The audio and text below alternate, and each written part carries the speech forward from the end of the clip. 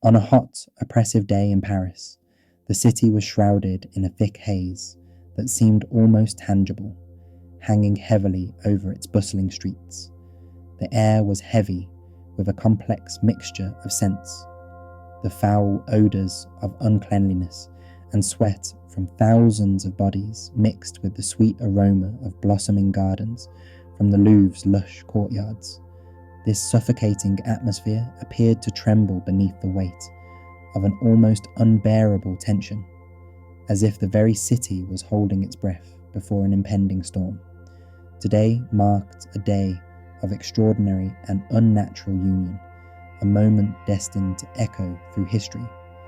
In the grand cathedral of Notre Dame, the very heart of Catholic France, a stone edifice that had stood at the core of the kingdom's spiritual life, an unprecedented royal wedding was taking place. Margarita de Devalois, the sister of King Charles I, was about to unite with Henri de Bourbon, the young King of Navarre, a prominent leader and the beacon of hope for the Protestant Huguenots in France. This marriage, conceived by Catherine de Medici, the Queen Mother and a shrewd political strategist, was intended as a powerful symbol of everlasting peace, a golden bridge meant to span the bloody chasm carved by a decade of relentless religious conflict. Yet, in the eyes of the Parisian crowd, many of whom harboured deep-seated hatred for the regal class and the nobles of the Guise family, this event was no cause for celebration, but a blasphemous act, a sacrilege that betrayed the very principles of the nation. The ceremony itself was grim and grotesque, a fragile compromise that revealed the underlying tensions. The groom, a heretic, stood outside on the church porch, separated from his Catholic bride who, inside the church, listened attentively to the service. Smiles on the faces of courtiers and guests were strained, like tense strings ready to snap. Beneath polite bows and courteous exchanges, a layer of icy hostility simmered just beneath the surface. To the Catholics gathered, the Huguenots represented rebellious agitators, violent heretics who desecrated sacred spaces and insulted the unity of Christendom.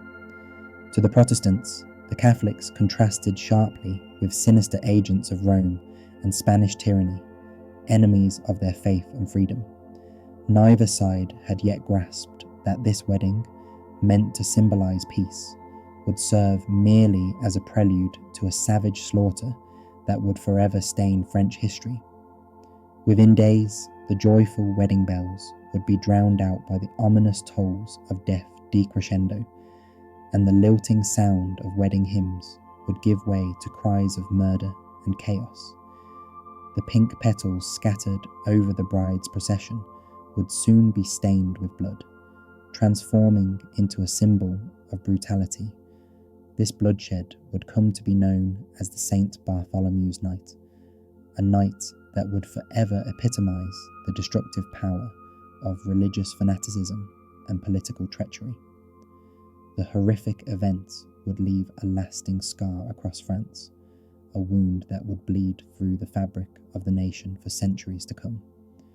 To truly comprehend how such madness could take hold, how Paris could be consumed by chaos in August of 1572, it is necessary to look back several decades to the very origins of the fissure tearing the French kingdom apart. France in the mid-15th century was the most populous, wealthy, and powerful nation in all of Christian Europe, admired for its riches and influence. But beneath this glamorous exterior, profound contradictions were already ripening, tensions that, if left unaddressed, were destined to erupt into violence. The origins of these conflicts can be traced beyond France, to the turbulent lands across the Rhine River, where Martin Luther's revolutionary ideas had begun to challenge the very foundations of the Catholic Church. However, for France, the decisive influence came from within, namely from one of its own sons, a man whose ideas would ultimately reshape the nation's religious landscape forever. This was Jean Calvin, a native of Picardy, a scholar trained as a lawyer, who transformed the reformist movement into a coherent, rational, and ruthless system of faith. From his base in Geneva, called the Protestant Rome, Calvin was not merely a preacher, but a formidable strategist guiding the spread of his teachings across the continent. His doctrines found fertile ground within France, where the seeds of his Calvinism, or Huguenot movement, took root among those disillusioned with the decadence and corruption of the Catholic hierarchy.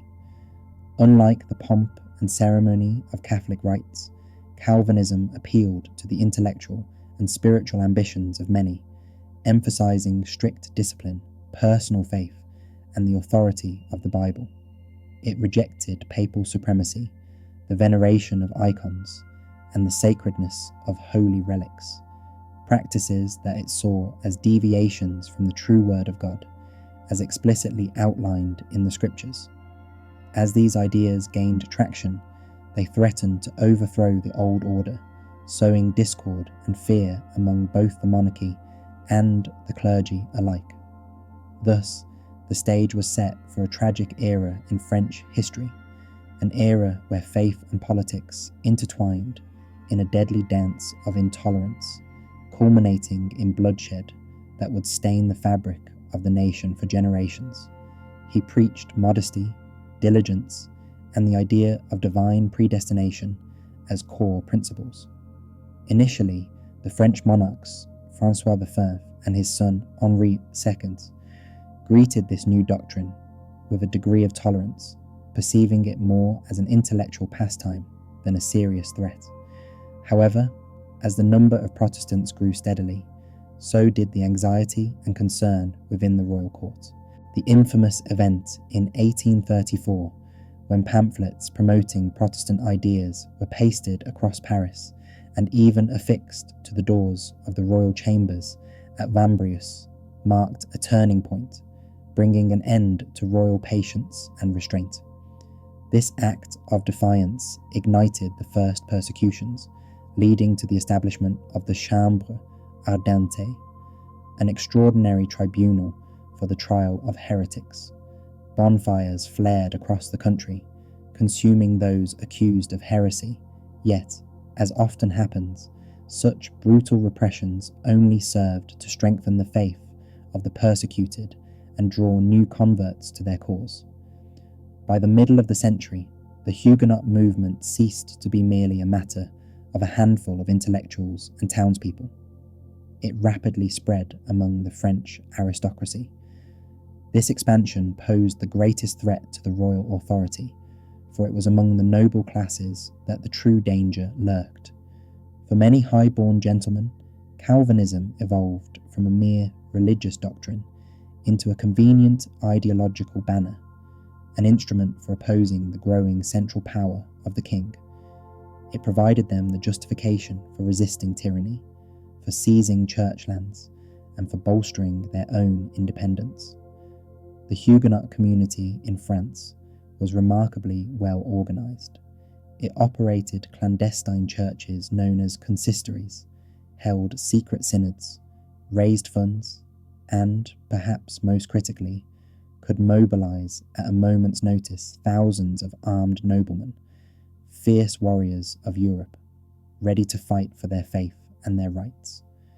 An uneasy balance existed until 1859, when it was shattered during a tournament held in honour of the marriage of King Henri II's daughter. During the festivities, the king was struck in the eye by a fragment of a lance and sustained a mortal wound.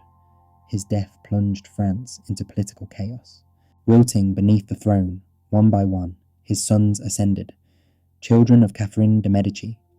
First the fragile and ailing François II, then the young and impressionable Charles IX, and finally Henri II himself, in a different era.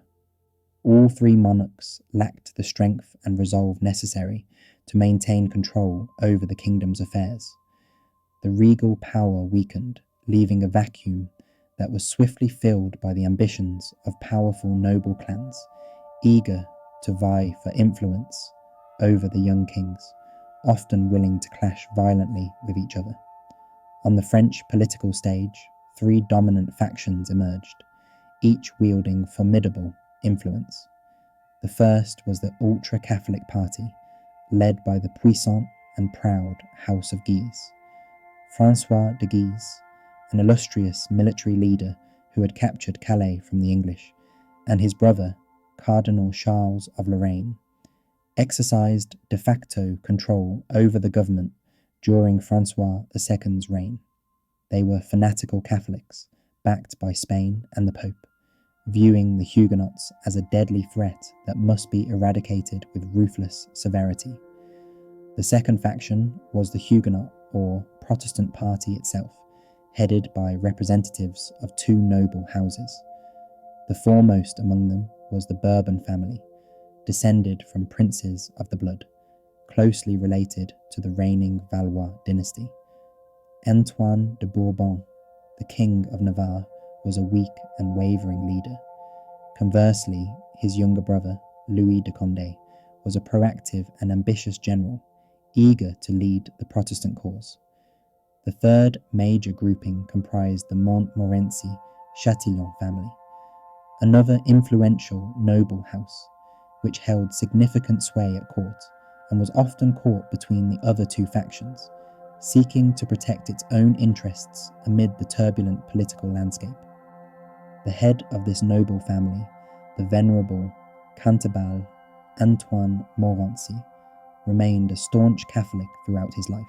However, his three nephews, brothers of the Chatillon lineage, found themselves strongly committed to the Protestant cause, specifically to the Huguenots, with the most prominent among them being Admiral Gaspard de Coligny. Meanwhile, a third significant influence emerged in the form of a centrist or political faction, to which Queen Mother Catherine de Medici belonged. This party was primarily focused on maintaining peace within the kingdom, rather than advocating for the victory of one particular religious group. Their paramount goal was to preserve stability and, above all, to consolidate and strengthen the monarchy's authority. With this in mind, Catherine and her chief minister, Michel de l'Hôpital, aimed to implement a policy of religious tolerance, attempting to navigate carefully between the two warring factions, Catholics and Protestants, hoping to avoid further bloodshed. Unfortunately, in the year 1562, this fragile peace shattered dramatically. The spark ignited when a troop led by François Guise assaulted a gathering of Huguenots praying in the town of Vassy. This horrific massacre in Vassy became a catalyst, unleashing chaos across the entire realm. What followed was the outbreak of the first of 8 bloody religious wars, a brutal conflict that would ravage France for more than 3 decades. These wars were marked not only by brutal battles, but also by treacherous betrayals and cold-blooded assassinations. Prominent figures fell victim to this violence. François Guise was murdered by a noble aligned with the Huguenots, and the Prince of Condé was slain in the Battle of Jarnac. The country itself was plunged into chaos and disorder, with each short-lived peace agreement quickly crumbling into renewed violence. Even after the signing of the Saint-Germain peace treaty, hope for lasting calm flickered faintly, yet it proved to be nothing more than a lull, a mere pause before the fiercest storm was to come. At the very heart of this turbulent, blood-stained political landscape was a woman whose name would become synonymous with treachery and cunning, Catherine de Medici. Her shadow loomed over the horrors of the St. Bartholomew's night, raising the question, who was she, really? Was she a ruthless manipulator, delighting in embroiling Paris and the entire kingdom in the blood of heretics, as the dark legend painted her, crafted by Protestant pamphleteers? Or was she a tragic figure, desperately striving to save her crown and her children amidst a nation tearing itself apart? Ultimately, Her life appeared to be marked from the very beginning by tragedy and struggle. Catherine Marie Romola d'Este de Medici was born in 1519 in Florence into an influential family, her father being Lorenzo II de Medici, ruler of Florence, and her mother Madeleine de la Tour d'Auvergne, a noblewoman from France. She was the heiress of the famed Medici banking dynasty and a renowned patron of the arts, yet in France, her noble lineage was often viewed as merely commercial, unworthy of royal blood.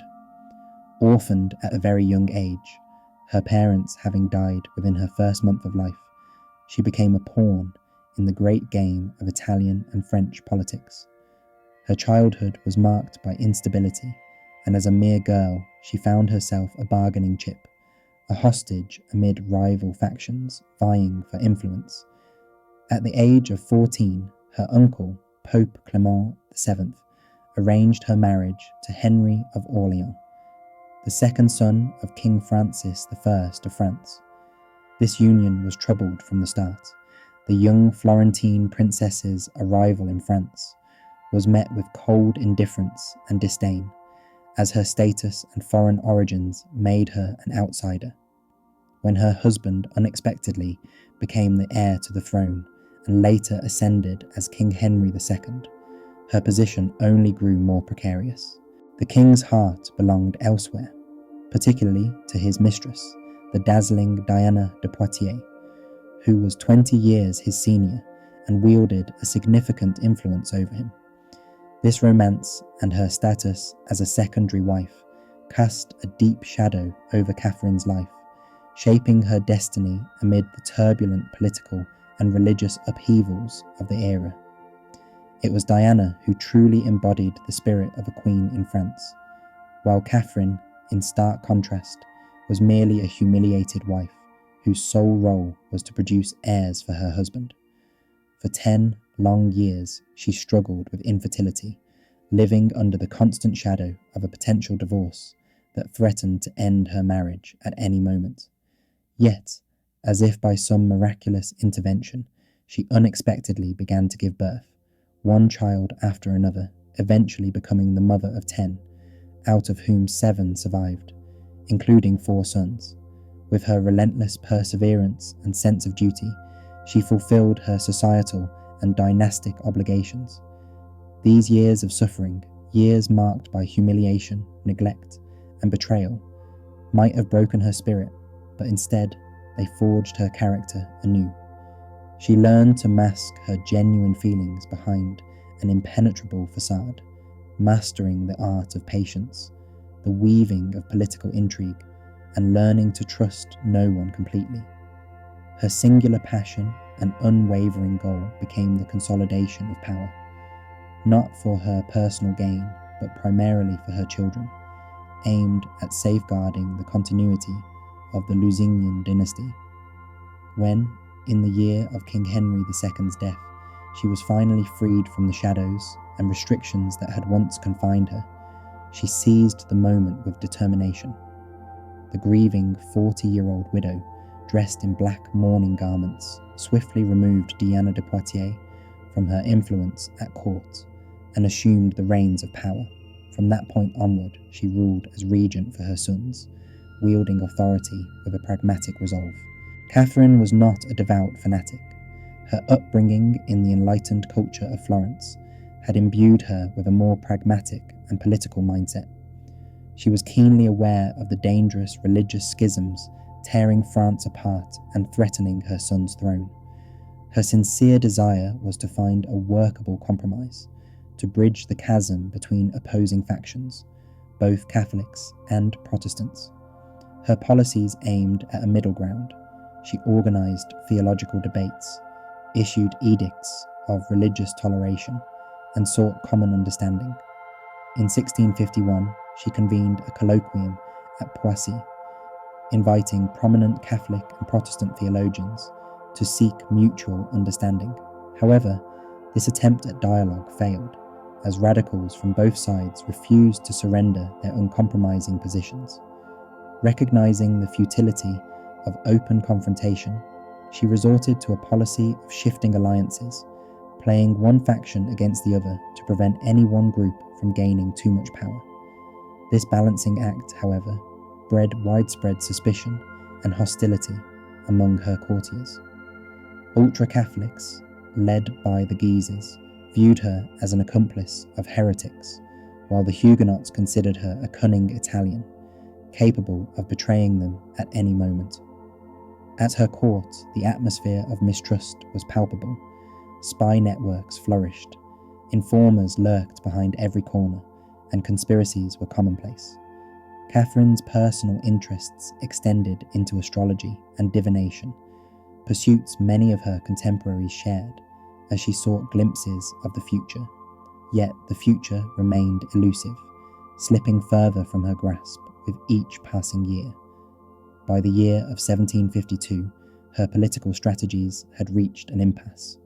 The Peace of Saint-Germain, which ended the Third Religious War, represented her final hope for stability. She granted the Huguenots religious freedom and pledged 4 fortresses to guarantee their security in a daring attempt to forge peace.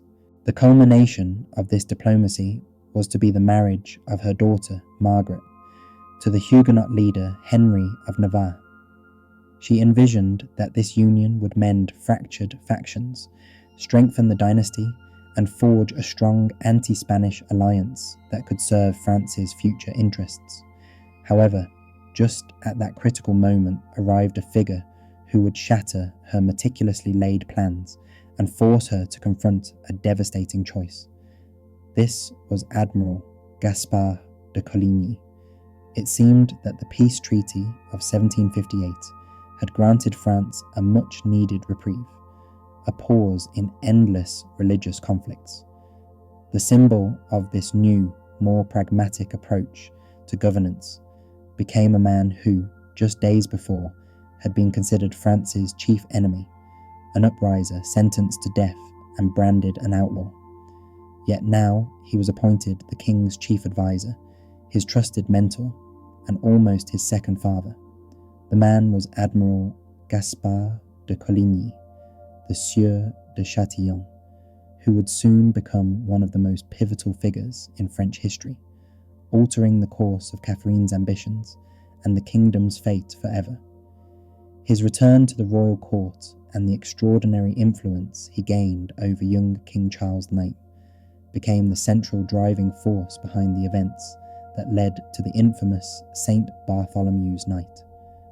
Coligny embodied the nobility of the Gascon aristocracy in its purest form, hailing from one of France's most illustrious and ancient noble families. His military career began with remarkable promise.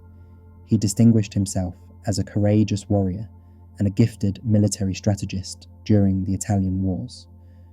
Throughout his life, he held the titles of Governor of Picardy and Admiral of France, although the latter was largely honorary and did not entail actual command of the fleet. Unlike many nobles who adopted Calvinism for pragmatic reasons or political convenience, Coligny embraced the Reformed faith through profound personal conviction. His conversion was sincere and irreversible, marking him as a figure driven by genuine religious zeal. He became known as the conscience of the Reformation, the man of strict morals, unwavering religious conviction, and indomitable willpower. Following the death of Prince Condé in 1669, Coligny emerged as the sole, unquestioned leader of the Huguenot faction. Despite suffering defeats on the battlefield, he never lost the war. He possessed an extraordinary capacity to rally the troops and renew the struggle after each setback. After the signing of a peace treaty, this seasoned and hardened veteran, then only 53 years old, was summoned to the French court. What transpired next was beyond the expectations of all, especially that of Catherine de Medici, whose fears were only intensified. The young, impressionable, and uncertain King Charles IX, aged 21, fell completely under the spell of the Admiral's charisma. Raised amid a climate of intrigue and oppression under his powerful mother's shadow, Charles saw in Caligny the embodiment of the masculinity and honour that the boy so desperately lacked. He began to refer to him as his father figure.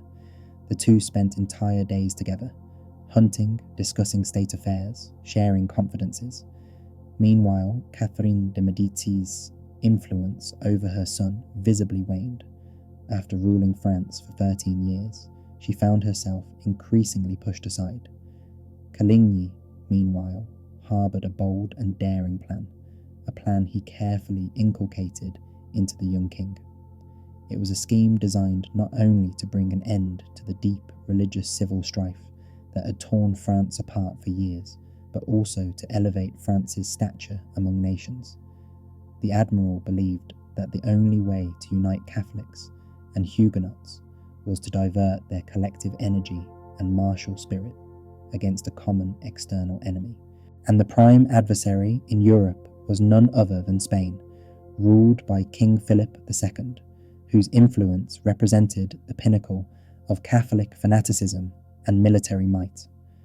Coinciding with this plan, revolts had erupted in the Netherlands under Spanish rule, where Protestant resistance was fiercely fighting back against the oppressive Spanish yoke. The shadow of Spanish General Don Alba, the governor of the Netherlands, stretched over the land like a dark cloud, flooding the region with blood and destruction. Caligny proposed to King Charles IX that France should intervene in this conflict, offer aid to the Dutch insurgents, and declare war on Spain. This idea was brilliantly straightforward. A war with Spain could serve as a unifying force for the nation. The Huguenot noblemen, renowned for their martial prowess, would enthusiastically go to fight to defend their faith and compatriots. Catholic patriots, who harboured an intense hatred for Spanish dominance, would also support the conflict. Victory in such a war would not only restore national pride, but also bring new territories and glory to France. However, Catherine de Medici viewed this plan as madness.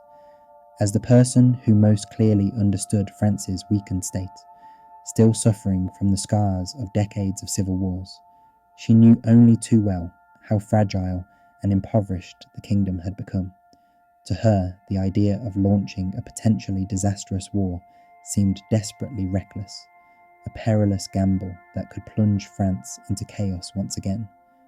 Her fears were rooted in the harsh reality of a nation battered and exhausted by years of internal strife, making her deeply resistant to Caligny's ambitious, far-reaching vision.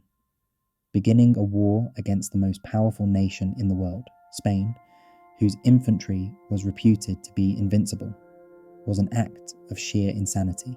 Such a reckless move threatened not only the immediate defeat, but also the loss of the French throne, and perhaps even the very independence of France itself.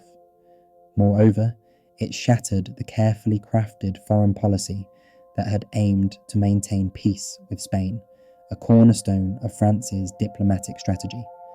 Attempts were made to reason with the king's son, but he, blinded by the influence of Cardinal Richelieu, refused to listen to any advice. It is said that he told his mother to leave him in peace for at least 2 months, emphasizing how deeply the conflict was tearing apart the royal family. Tensions within the court rose to their breaking point. Queen Catherine could see that the admiral was leading her son astray, steering the kingdom towards catastrophe. The ultra-Catholic faction, led by Henri de Guises, son of the murdered Francois de Guises, burned with the desire for revenge.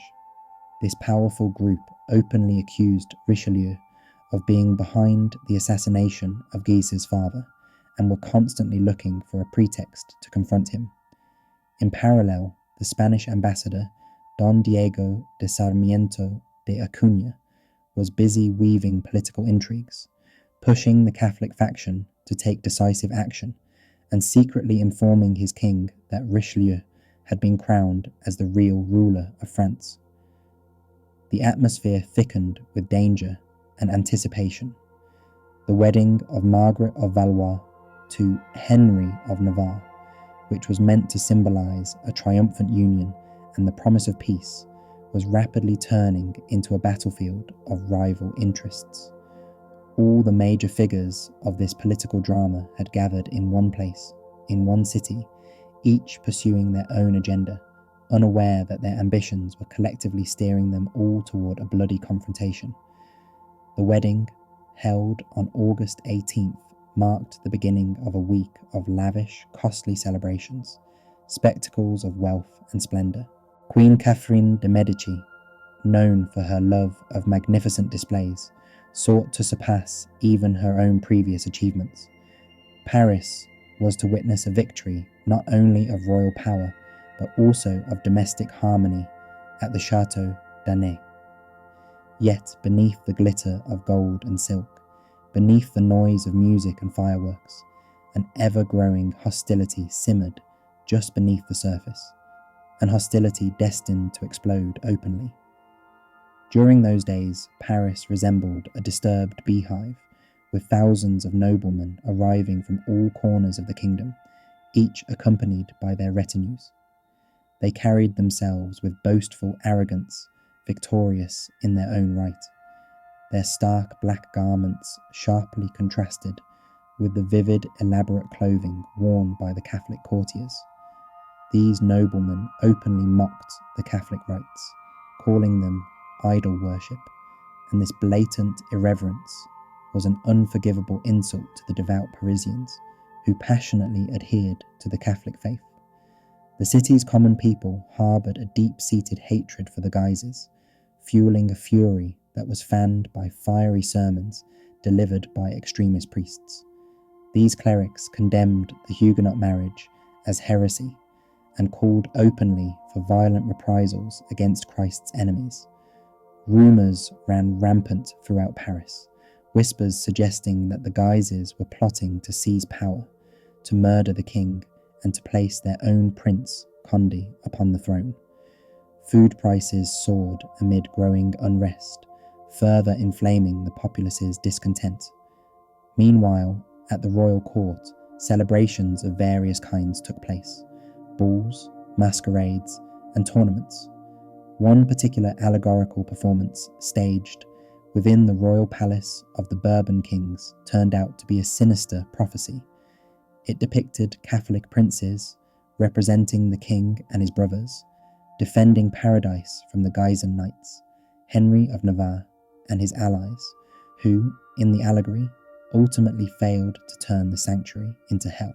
These grand festivities, saturated with symbolism and underlying tension, foreshadowed the chaos that was soon to erupt, revealing a nation on the brink of violent upheaval, driven by faith, power, and fierce rivalry.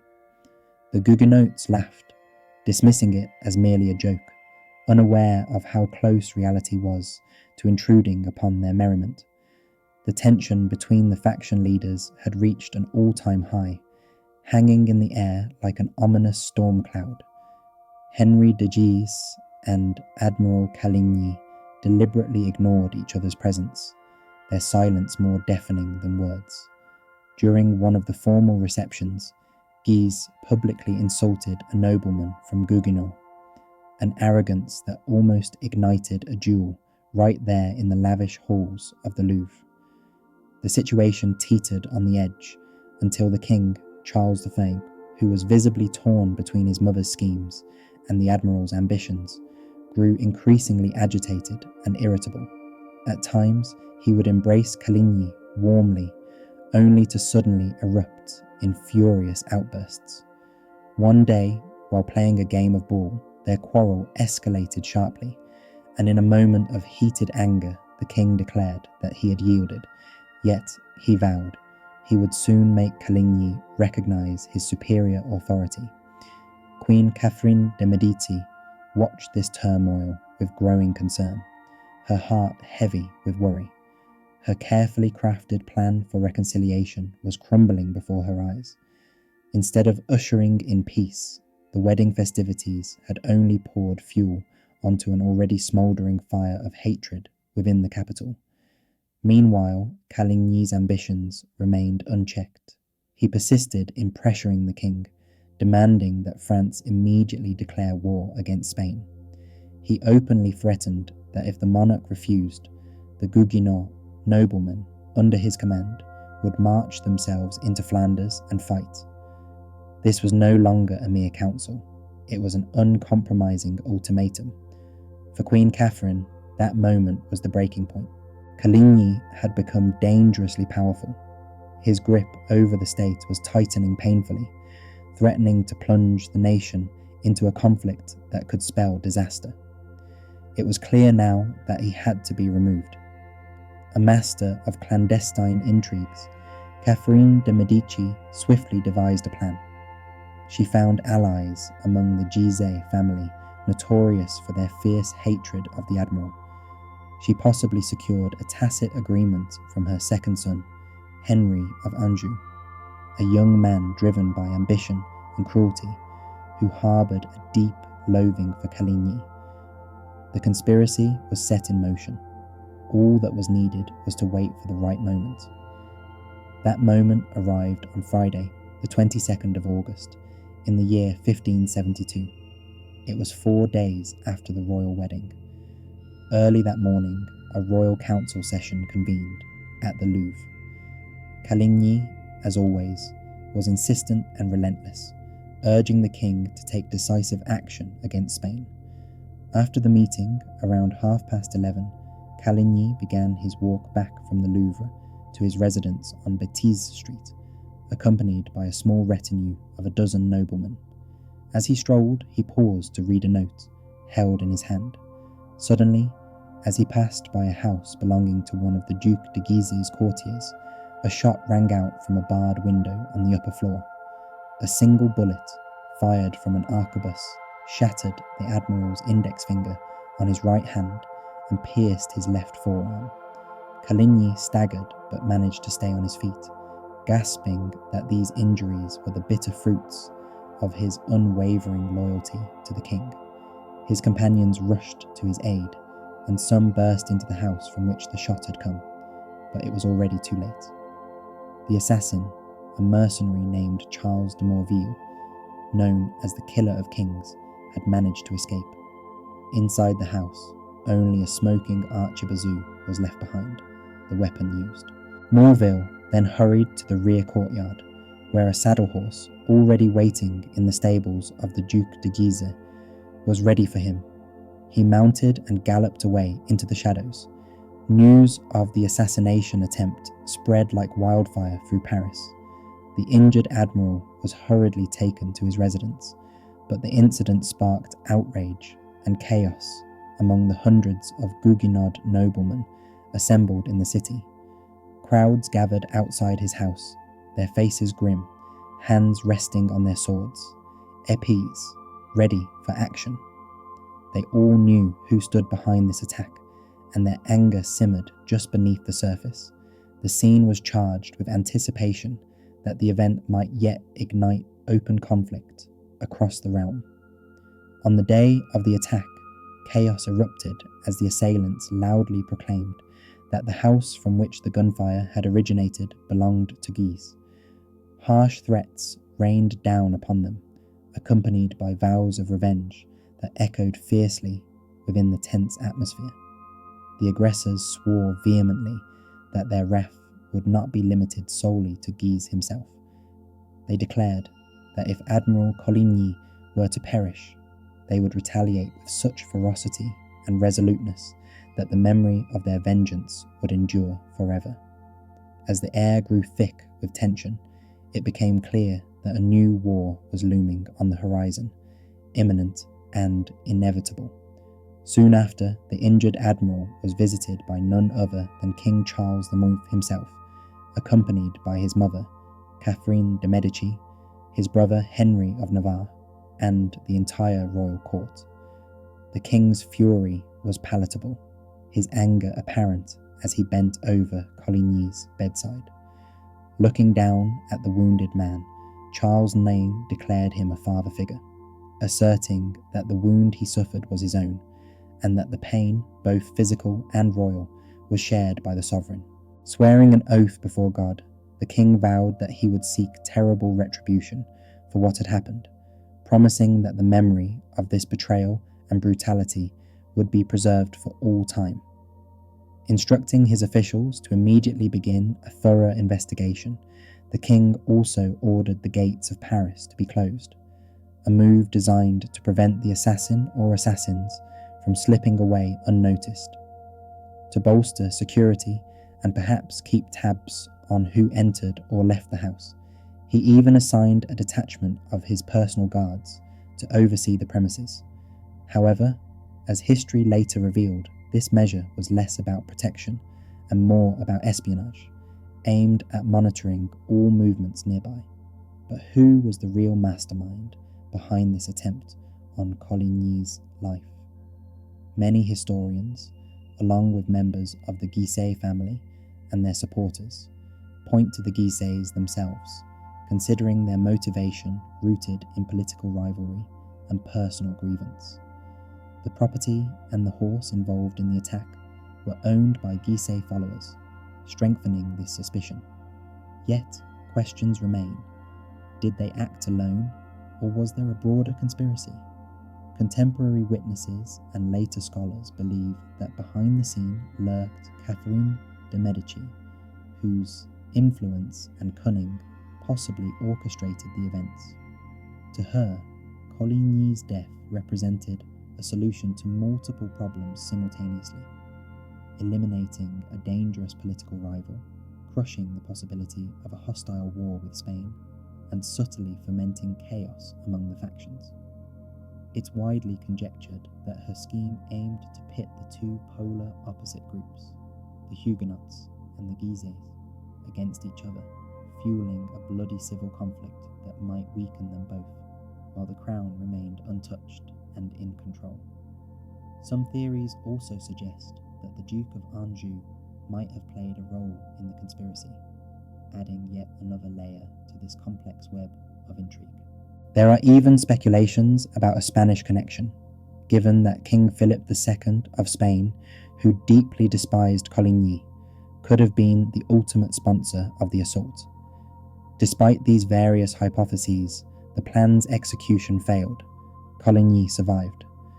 This failure, however, carried disastrous repercussions.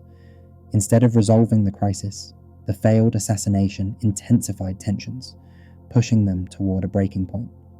Furious and vengeful, the Huguenots demanded swift justice from the king, threatening to take matters into their own hands if their demands went unmet.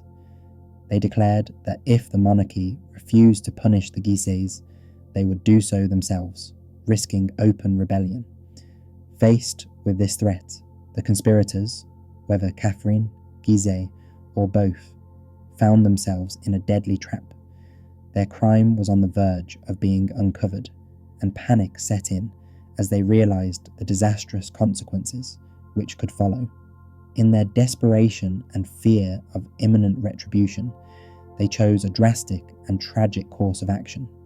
What was meant to be a calculated political assassination spiraled into one of the most catastrophic and tragic episodes in history. On the evening of Saturday, the 23rd of August, Paris was engulfed in oppressive heat and a rising dread that cast a dark shadow over the city. In the Queen Mother's chambers within the Louvre, an atmosphere of panic reigned as the failed assault on Coligny became an open secret.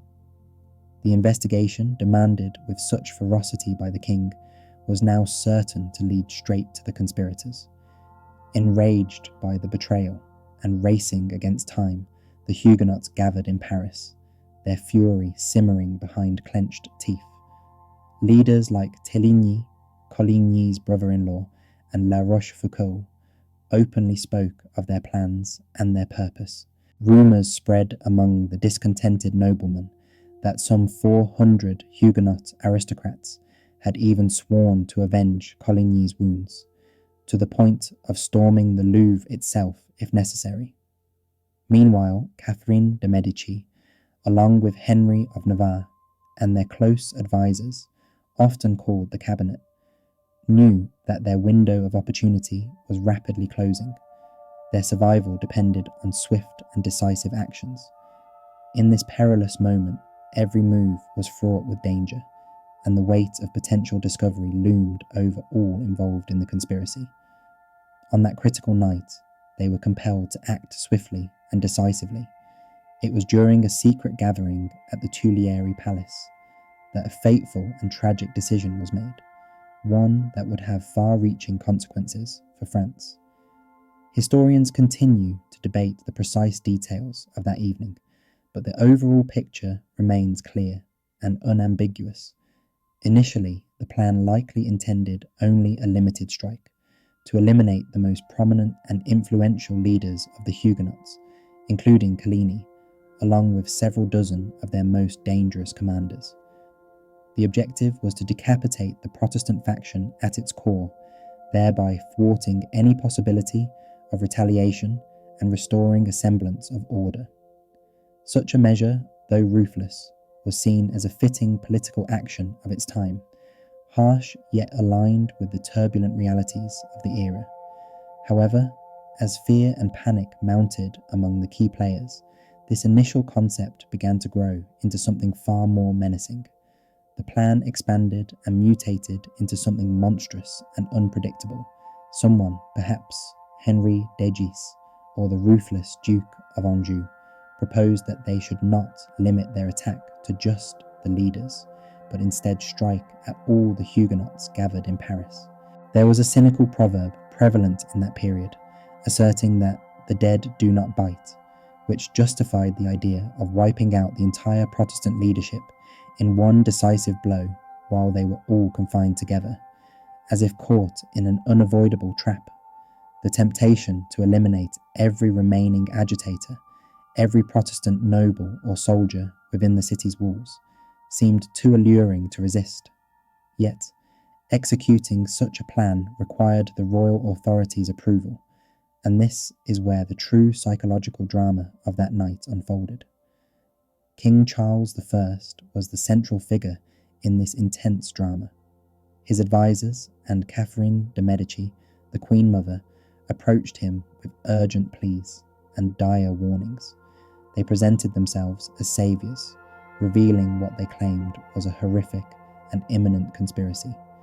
They argued that the Huguenots were preparing to rebel, to assassinate the entire royal family, and to seize the throne by force.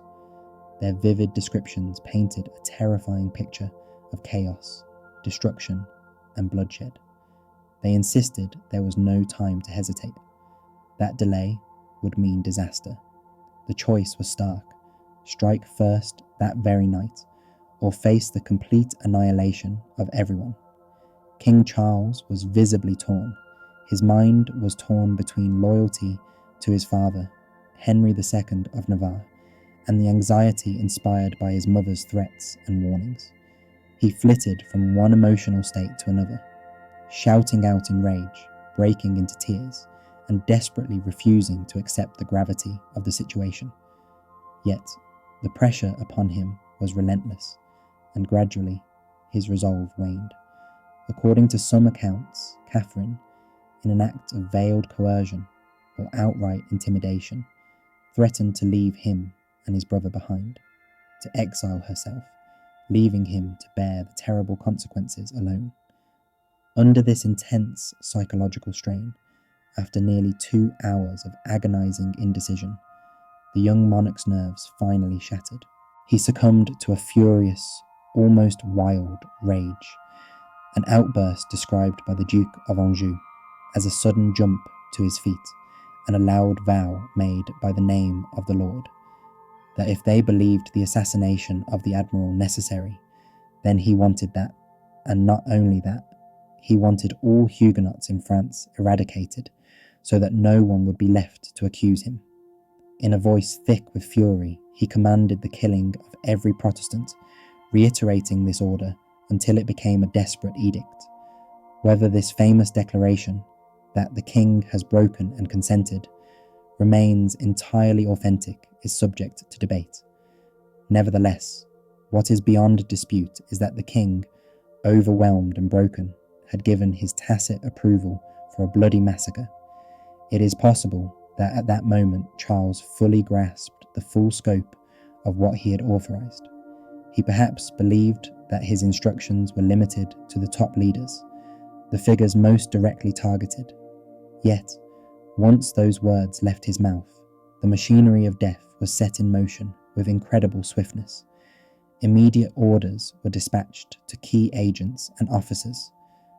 Henri was summoned, entrusted with executing the most crucial task, the assassination of the Admiral, Gaspard de Coligny. The Parisian constable was also ordered to take control of city gates, close them securely, and prepare the city's militia for action. The local captains of the militia were instructed to assemble their men and await instructions. To distinguish the killers from others, they were to wear white crosses on their hats and white armbands around their sleeves, serving as hidden signals for their comrades. The plan was set, with the first step signalled by the tolling of the great bell at the church of Saint-Germain-l'Auxerrois, located near the Louvre, a loud, unmistakable signal to mark the beginning of a night that would stain history forever. The scheduled attack was set for 3 o'clock in the early morning, just before dawn.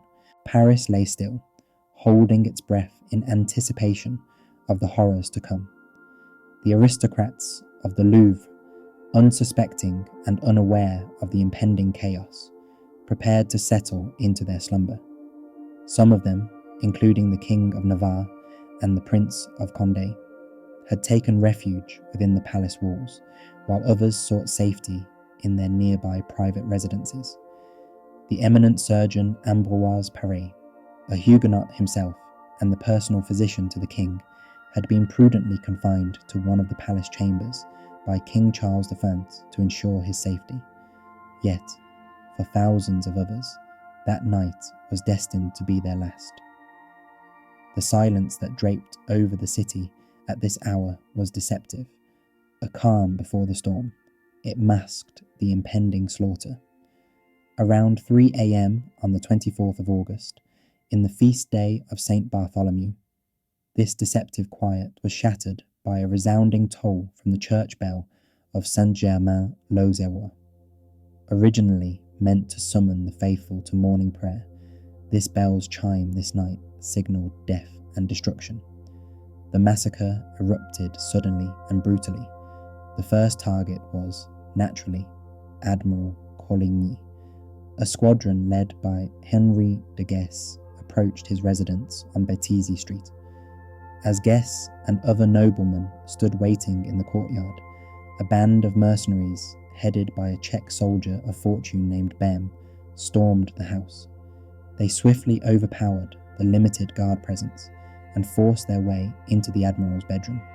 By this point, Coligny, already wounded from earlier, had begun to grasp the grim reality of what was unfolding. He faced his killers with a composed dignity, meeting the assault without panic. When Bem entered the room, the Admiral, recognizing him, calmly pleaded with him to respect his age and wisdom, asking for mercy. But mercy was a foreign concept to these murderers. Bem pierced Coligny with his sword, while the others finished him off with daggers. Following orders from Guises, who waited below, the body was then hurled from a window into the courtyard. Guises, approaching the body with a dismissive attitude, wiped blood from his face to confirm it was him, and then kicked the corpse, remarking that the slaughter had a promising start and that there was much more to proceed with. The killing of the Admiral marked the beginning of a widespread and simultaneous bloodshed across multiple locations. One of the most horrific and treacherous scenes took place within the Louvre itself. The Guisean aristocrats, who had been staying at the palace as guests of the king, were suddenly awakened and herded outside into the courtyard.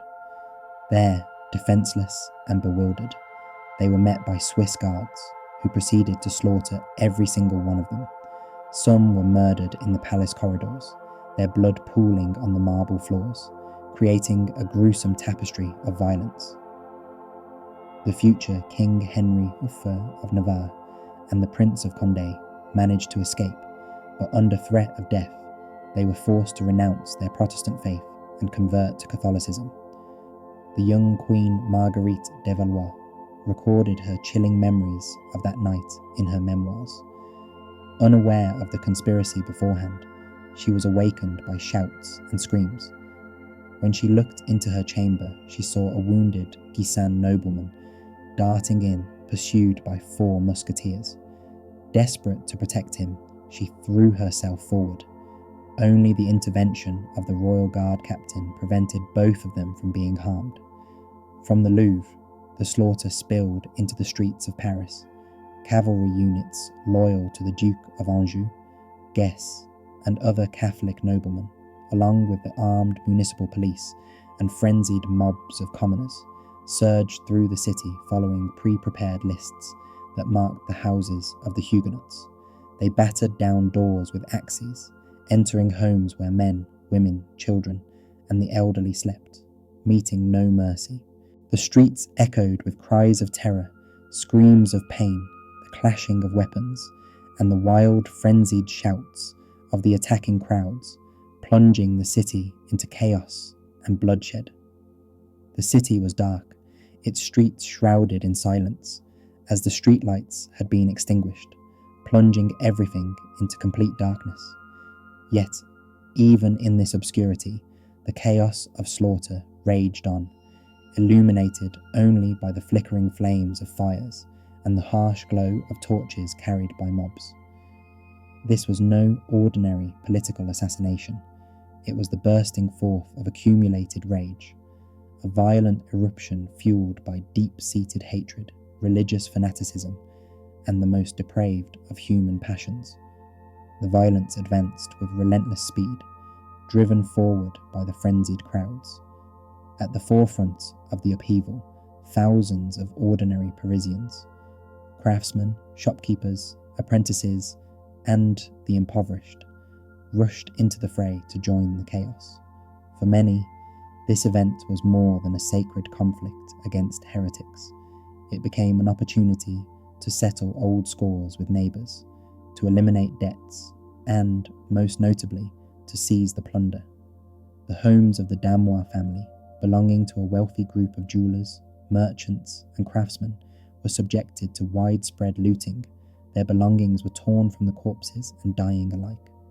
The streets became a battleground of blood and violence, a scene of horror and heroism blended amid the blood-soaked chaos.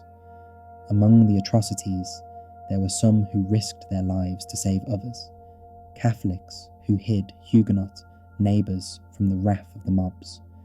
Yet such acts of courage were in the minority. The majority revelled in the bloodshed, their savage frenzy unrestrained. The body of Admiral Coligny, one of the most prominent Huguenot leaders, became a grim trophy of the carnage. The crowd decapitated him, severing his head, his arms, and even his genitals. His dismembered figure was dragged through the streets and finally hung upside down from the Montfaucon gibbet, a macabre spectacle. The admiral's head was later embalmed and sent as a trophy to Rome, a grim souvenir from the bloodshed. The massacre persisted throughout the night and well into the following day. The city's streets were littered with bodies. Blood flowed freely into the gutters, turning the city into a crimson river. Witnesses reported that the hay in the streets appeared red with blood, and that it was covered with bodies swept along by the flows of water. Exact figures of casualties in Paris remain unknown. Estimates range from several dozen to as many as 5,000 victims. Within a few days, nearly the entire upper aristocracy of the Huguenots had been annihilated, leaving only a handful of princes of blood untouched. The Protestant party was decapitated and left demoralised, yet the horror was far from over. From Paris, the wave of violence swiftly spread across France. News of the massacre travelled with astonishing speed, carried by royal messengers dispatched to every corner of the kingdom, with official letters from King Charles IX. The content of these letters was altered several times before reaching their destinations. Initially, the king's messages expressed sorrow over a regrettable outbreak of violence, supposedly sparked by an old quarrel between the House of Guises and the House of Chatillon, emphasizing his sadness over the tragedy. However, after a few days, it became evident that concealing the king's direct involvement was impossible. He publicly assumed full responsibility. On August 26th, during his address to the Parisian Parliament, King Charles declared that he had ordered the execution of the Huguenots to thwart their supposed heinous conspiracy aimed at overthrowing him and his family. This official statement effectively rebranded the massacre from an act of religious fanaticism into a necessary act of state self-defense. Such a declaration served as a form of official blessing for the violence, offering a sort of indulgence that permitted and even encouraged further acts of brutality elsewhere in the country. The entire nation was suddenly swept into a frenzy of violence, a frenzy which historians later termed the fever of St. Bartholomew's Day. Yet, the character and scale of the slaughter varied significantly from one city to another. This wasn't a centrally coordinated attack, but rather a series of spontaneous and local outbreaks of violence. In some places, mobs responded impulsively to incoming reports from Paris, attacking their Huguenot neighbours without direct orders. In others, violent incidents were incited deliberately by local ultra-Catholic leaders or provincial governors eager to align with the widespread chaos. In several cities across France, local authorities, regardless of whether they were Catholic or moderate Huguenots, managed to prevent the outbreak of widespread bloodshed. Yet, the most brutal and devastating pogroms occurred in towns with large Protestant populations and a long history of religious conflicts. For instance, in Orleans, a massacre erupted on the 26th of August and lasted for several days. During this tragic period, over 1,000 Huguenots lost their lives, and their deaths were accompanied by widespread pillaging and looting. Similarly, in Leonie, a significant hub of commerce and finance, the violence was particularly savage. The slaughter there began on the 31st of August. Initially, Huguenots were arrested and imprisoned, but soon afterward, a crowd incited by monks burst into the jails, murdering those held inside. The bodies of the victims were thrown into the rivers Rhône and Seine.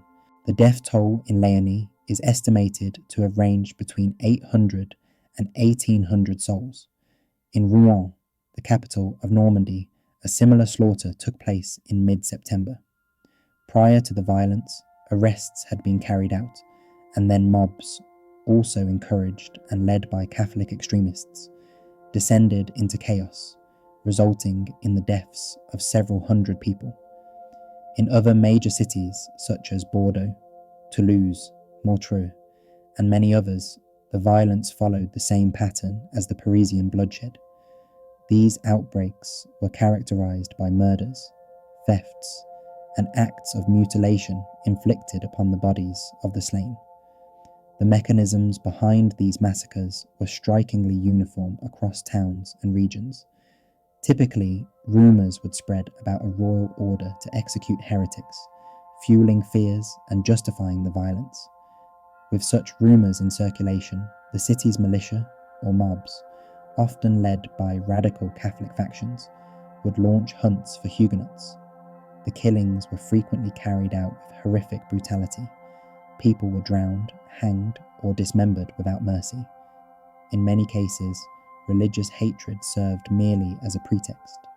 More often than not, the violence masked motives of personal revenge or simple greed. Numerous Catholics exploited the chaos to rid themselves of their Huguenot creditors or rivals in trade, further fueling the bloodshed.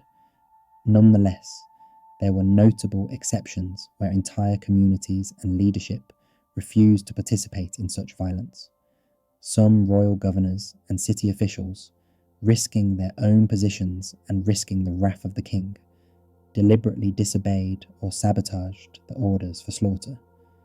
One famous, though possibly apocryphal, story involves Vice Admiral de Our, the commandant of Bayonne, who responded to the king's deadly directive by claiming he had informed the townspeople and garrison of the royal order, but found only brave citizens and defenders, with not a single executioner among them. In Nantes, thanks to the courage of the mayor and local leadership, a massacre was successfully averted. Likewise, in Provence, where the governor was a Huguenot himself, the bloodshed during the Pas-l'Élection festival was effectively avoided. The precise number of victims during the massacre of St. Bartholomew's night remains a subject of scholarly debate.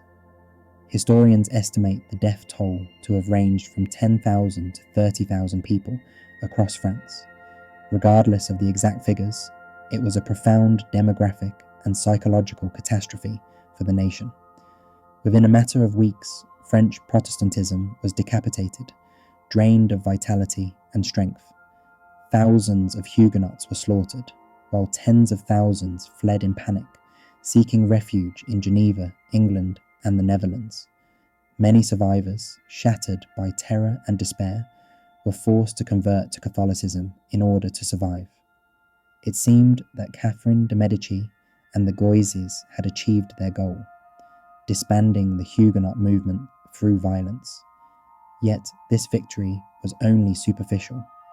The massacre did not put an end to the religious wars, but instead intensified their brutality and resolve.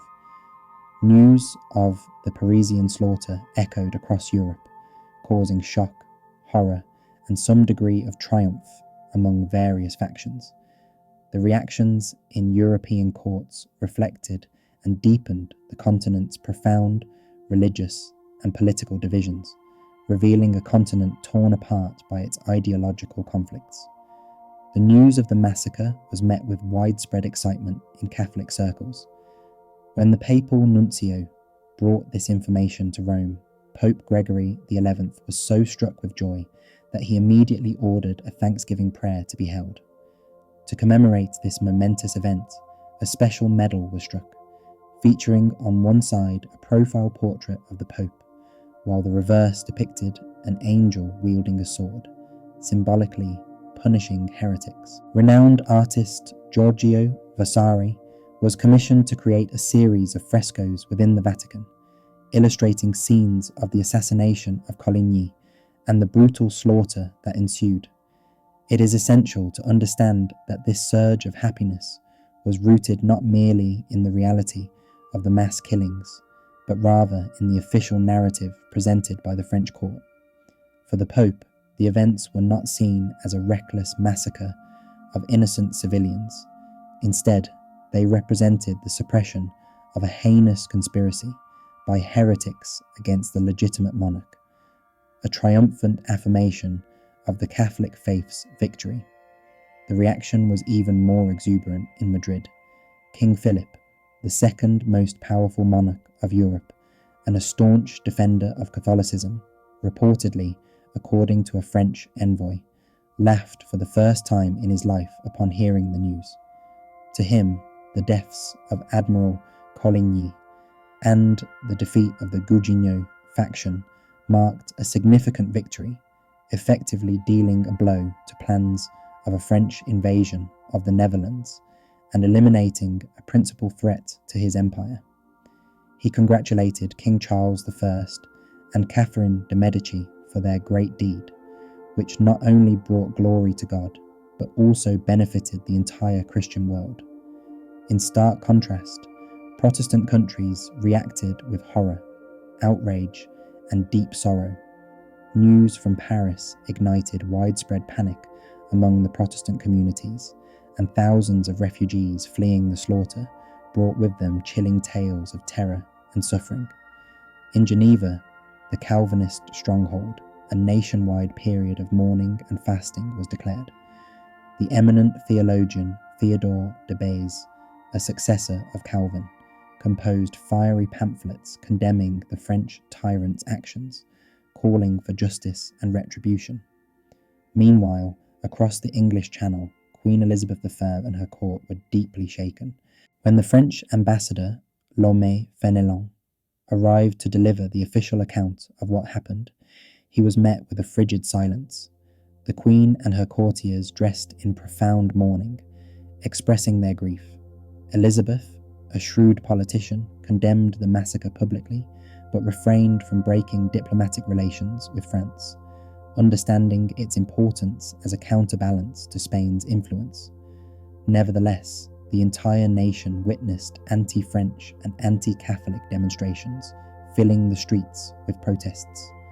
In the Holy Roman Empire, Emperor Maximilian II, a man of moderate views and father-in-law to Charles IX, was appalled by his father-in-law's actions.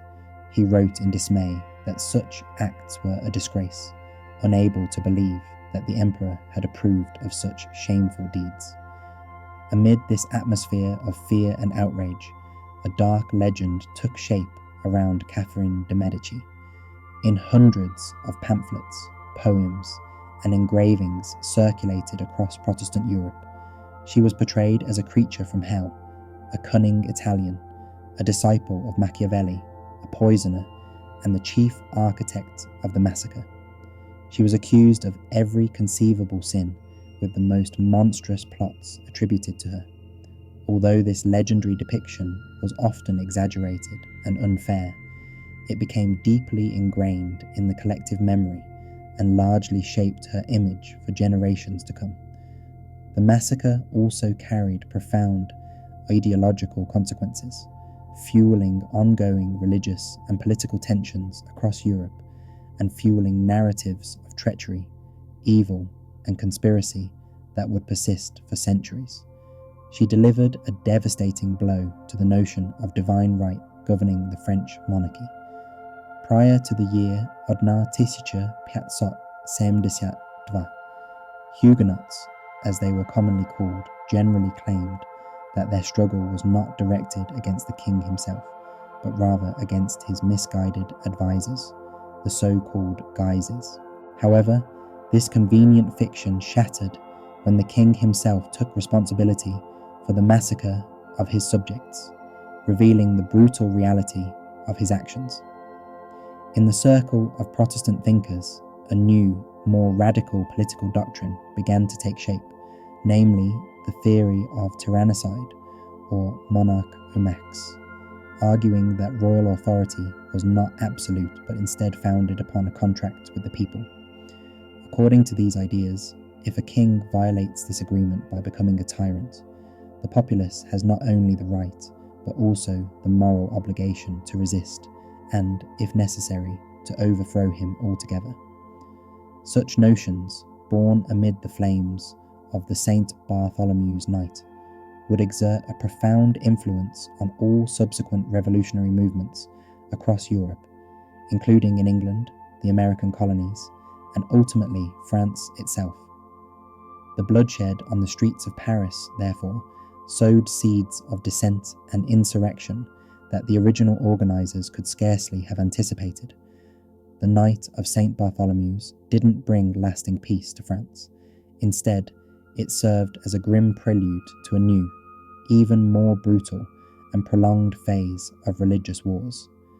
The surviving Huguenots, gripped by horror and hatred, realized that they had nothing left to lose.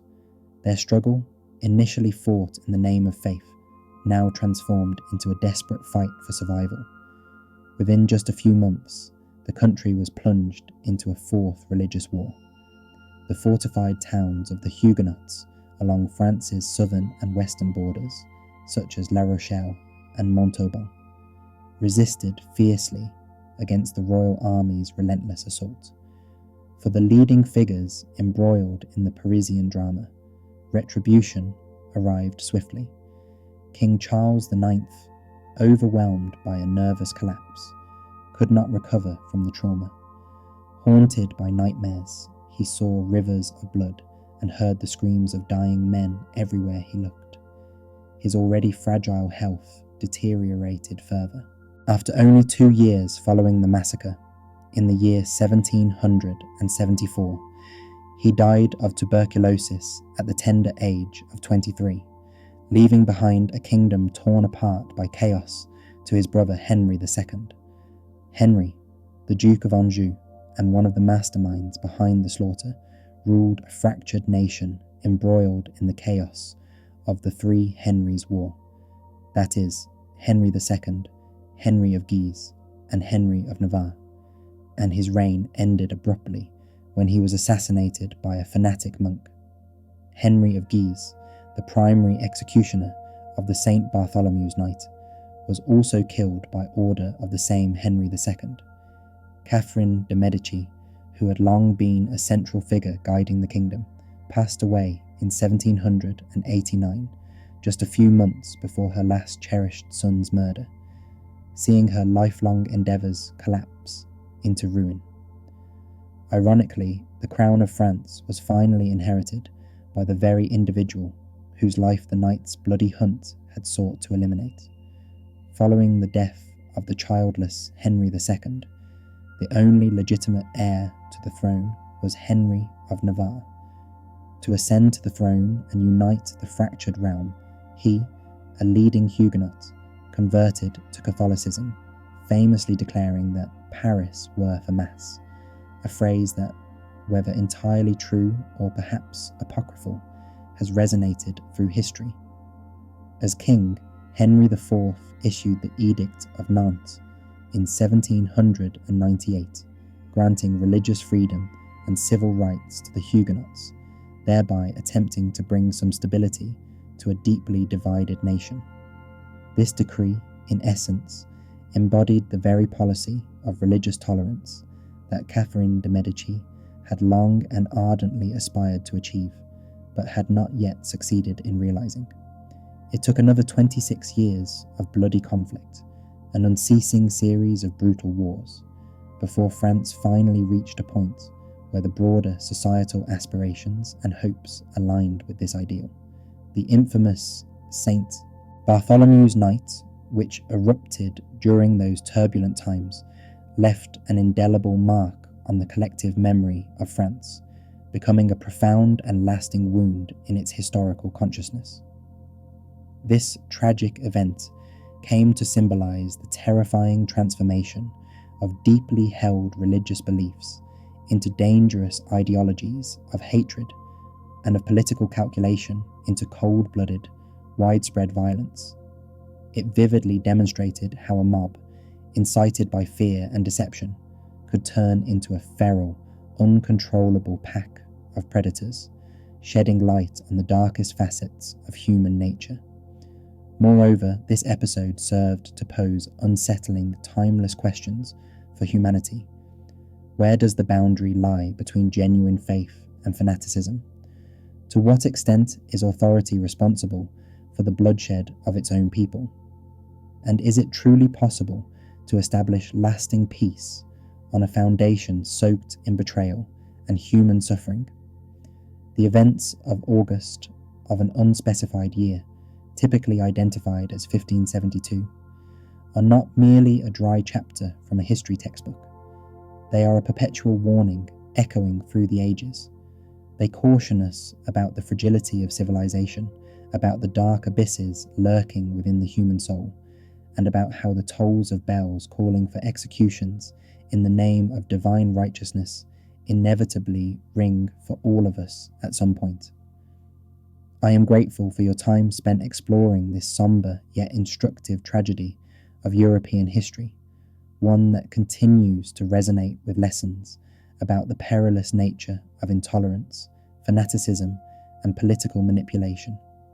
If this journey into a dark chapter of the past has captured your interest, I encourage you to follow along so as not to miss further in-depth stories about the pivotal events and transformative moments that have shaped human history. Your attention and engagement are the greatest support for our efforts, inspiring us to continue unveiling the profound lessons etched into the pages of history's complex tapestry.